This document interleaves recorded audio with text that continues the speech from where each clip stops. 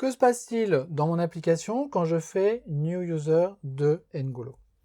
La première chose, c'est que la machine virtuelle Java va me donner de la mémoire, va me réserver de la mémoire pour pouvoir enregistrer les informations de ce user. Et cette zone mémoire, elle va être étiquetée et à l'intérieur, on va savoir que c'est un user que l'on peut enregistrer. Je sais que dans mon user, j'ai deux éléments, une chaîne de caractères qui s'appelle name,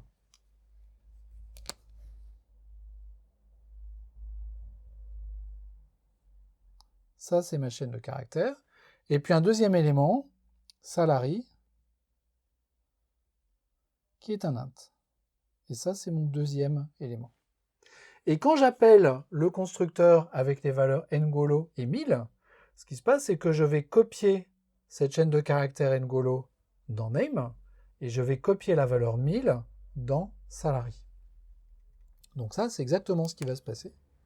Là-dedans, je vais avoir ngolo, et ici, je vais avoir 1000. Et une fois que la JVM a réservé cette mémoire et a mis ces éléments dedans, elle va créer un pointeur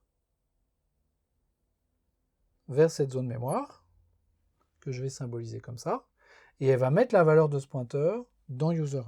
Donc ça, en fait, cette petite flèche, ce pointeur, c'est mon pointeur user1.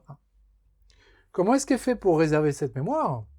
Elle le fait tout simplement avec un malloc, exactement comme on fait en C et en C++.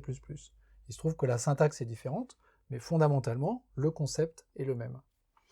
Si vous trouvez que cette structure de classe ressemble à la structure des structs du C, ben vous avez raison, parce qu'en fait, techniquement, c'est quelque chose qui ressemble énormément.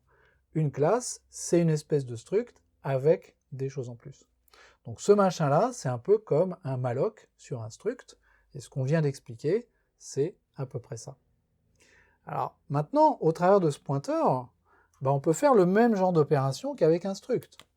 C'est-à-dire que si je fais system.out.println de user1.name,